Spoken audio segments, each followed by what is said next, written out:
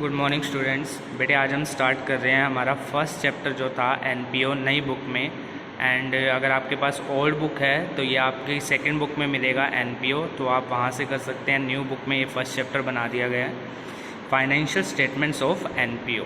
बहुत ही interesting chapter है।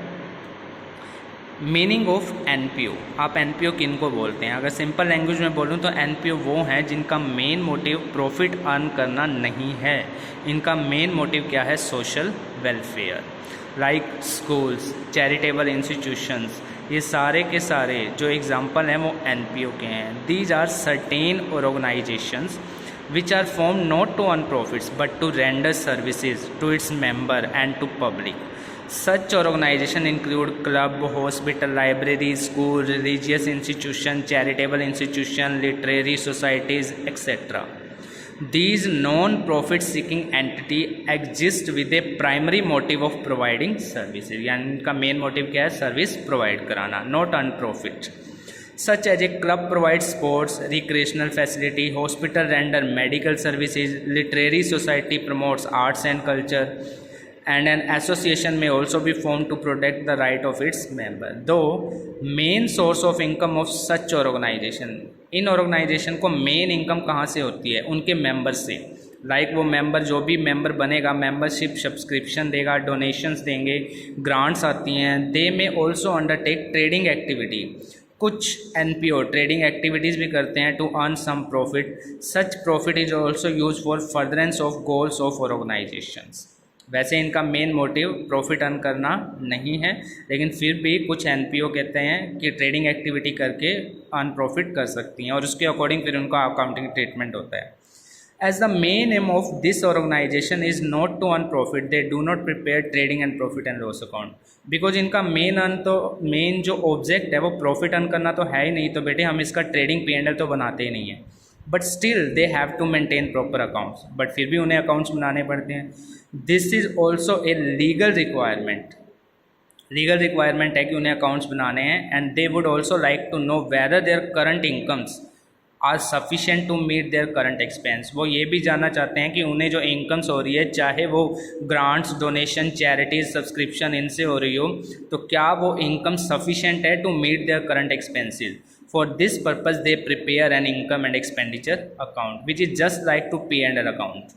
A balance sheet is also prepared in order to show the financial position of the organization on the last day of accounting year. तो मतलब यहाँ पे P&L की जगह पे क्या बनेगा? Income and expenditure account. But nature same ही है, ये भी नॉमिनल अकाउंट था, ये भी हमारा नॉमिनल अकाउंट है। इसके बाद क्या रहा है? Main features of NPO. Main M क्या है? सर्विस। मैंने अभी आपको बताया इनका मेन ऑब्जेक्ट क्या है? सर्विस देना, not to earn profit. Such organizations are set up to provide services to specific group or public at a large, such education, healthcare, sports, entertainment, etc. The main aim of these organizations to provide services entire free of cost or nominal rates and not to earn profit. ये नहीं कि बिल्कुल ही free of cost दें, कम rate पे charge कर सकते हैं कुछ फीस वगैरह, और मेन ऑब्जेक्ट इनका प्रॉफिट अर्न करना नहीं है। Form, these organizations are set up as charitable trust societies. Subscribers to these organizations are called members. ये ऑर्गेनाइजेशन कैसे बनाए जाते हैं? चैरिटेबल ट्रस्ट की फॉर्म में, सोसाइटीज़ के फॉर्म में। कुछ मेंबर इकट्ठे होते हैं और वो अपने आप को एनपीओ के अकॉर्डिंग ट्रस्ट को रजिस्टर करवा लेते हैं। Separate entity, not for profit organisation. अब हमने बेटे जो पीछे पार्टनरशिप किया था, तो हमने बोला था जो फर्म है और जो उसके पार्टनर हैं, वैसे लीगली पॉइंट ऑफ व्यू से तो ये एक होते हैं, but accounting point of view से हम इनको सेपरेट एंटिटी मानते थे। बट ये यहाँ पे कह रहा है एनपीओ और इसके मेंबर स्टार्टिंग से ही सेपरेट एंटिटी हैं।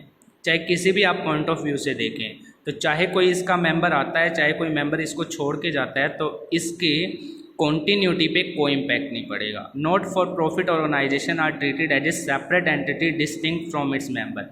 इन other words, it is not affected by admission of new member and death और insolvency of an existing member. यानी मेंबर का इसके ऊपर कोई इम्पैक्ट नहीं पड़ेगा, ये कंटिन्यू चलती रहेगी।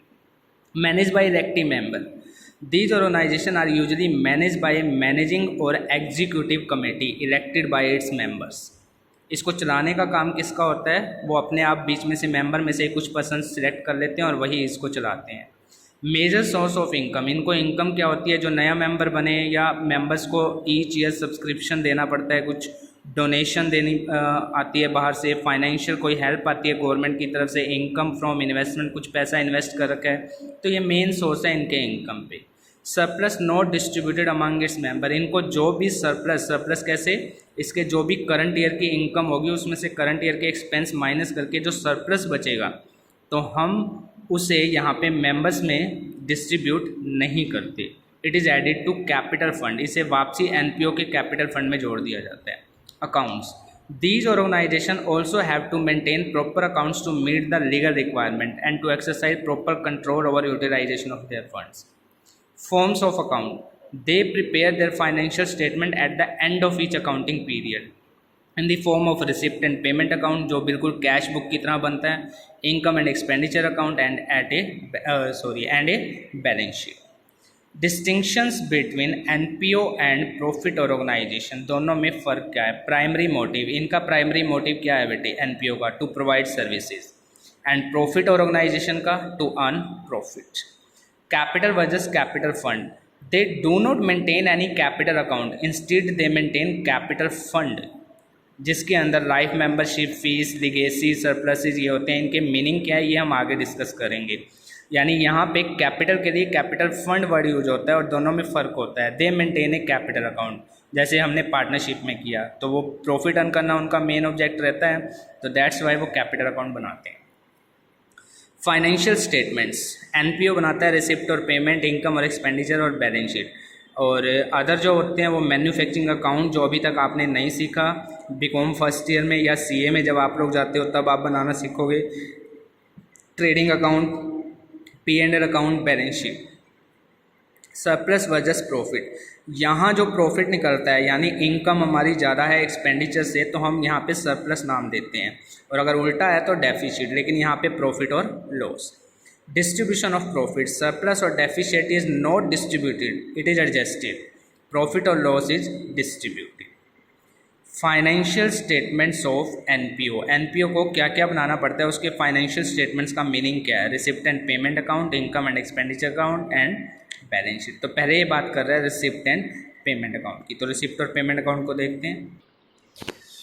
जस्ट लाइक कैश बुक की तरह होता है, this account is merely a summary of transaction appearing in the cash book.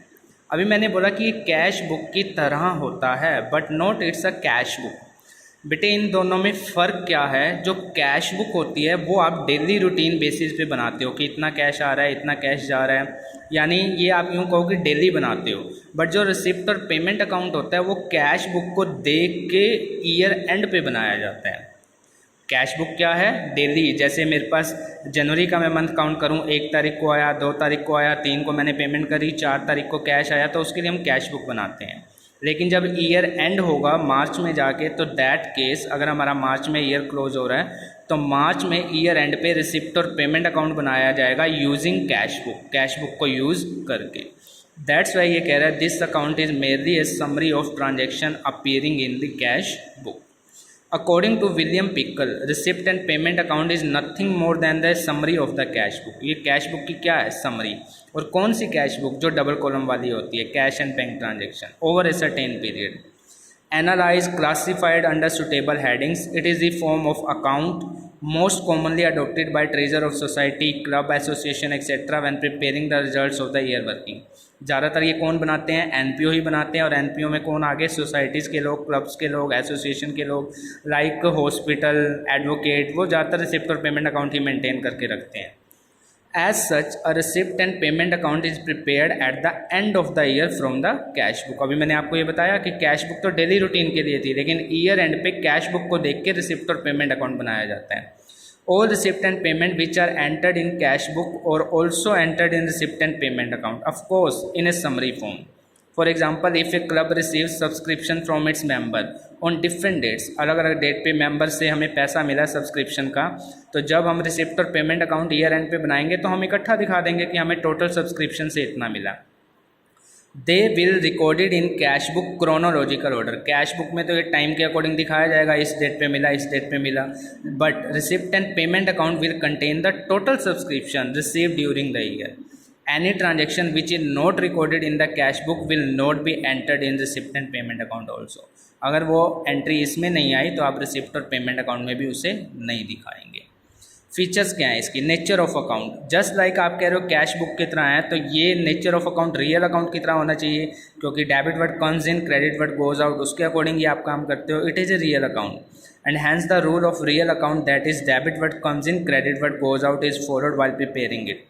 Thus receipts are recorded in debit side and payments on the credit side. It starts with the opening balance of cash in hand at bank. जब receipt and payment account की starting करेंगे तो जो opening debit में दिखाएंगे वो क्या होगा? कैश इन हैंड और बैंक का ओपनिंग बैलेंस। बैंक का क्रेडिट में भी हो सकता है तो वो बाय वाली तरफ, जैसा आप कैश बुक में करते थे। Nature of items recorded on the debit side, तो कैश बुक के डेबिट साइड में आप क्या दिखाएंगे? जितनी रिसिप्ट हुई हैं आपको। It is a summary of cash book, all cash receipts are shown on the debit side of this account. चाहे वो कैपिटल नेचर की हो, चाहे वो रिवेन्यू नेचर की हो, आप इसे कहाँ दिखाते हैं? डेबिट साइड में, और चाहे वो किसी भी ईयर की क्यों ना हो। Nature of item recorded credit side, तो क्रेडिट साइड में बेटे आप पेमेंट्स दिखाएंगे, चाहे वो किसी भी ईयर की क्यों ना हो, चाहे वो रिवेन्यू नेचर की हो, चाहे कैपिटल नेचर की। लाइक आपने गुड्स परचेज की, हालांकि गुड्स तो इसका परचेज करने का कोई लॉजिक ही नहीं है। वैसे इसने कुछ फर्नीचर खरीदा, वैसे हम ट्रेडिंग P&L बनाते थे तो फर्नीचर बैलेंस शीट में दिखाते थे, अब भी दिखाएंगे, बट रिसिप्ट और पेमेंट के अकॉर्डिंग सोचें, पैसे तो जा रहे हैं ना, तो आप पेमेंट साइड में ज़रूर दिखाएंगे। तो एक कैपिटल और रिवेन्यू में डिफरेंस नहीं करता, चाहे वो रिसिप्ट साइड में आए, चाहे वो पेमेंट साइड में आए। Closing balance of this account show closing balance of cash in hand. Opening balance इसका दिखा रहा था और एंड पे जो बचेगा वो कैश और बैंक का क्लोजिंग बैलेंस होगा। नॉन कैश आइटम जिनका कैश से लिंक नहीं है, like depreciation, outstanding accrued income are ignored. Purpose, this account does not tell us whether the current income exceed the current expenditure और vice versa. हम इसलिए नहीं बना रहे। It mainly show closing balance of cash in hand, ये बस ये बताता है एंड में कितना पैसा बचा हुआ है। In order to ascertain income और loss of a particular period, हमें इनकम और एक्सपेंडिचर अकाउंट बनाना पड़ता है with the help of receipt and payment account. जैसे कैश बुक को यूज करके रिसिप्ट और पेमेंट बना, रिसिप्ट और पेमेंट को यूज करके इनकम एंड एक्सपेंडिचर अकाउंट बनेगा। तो बाकी हम कल करेंगे बेटे।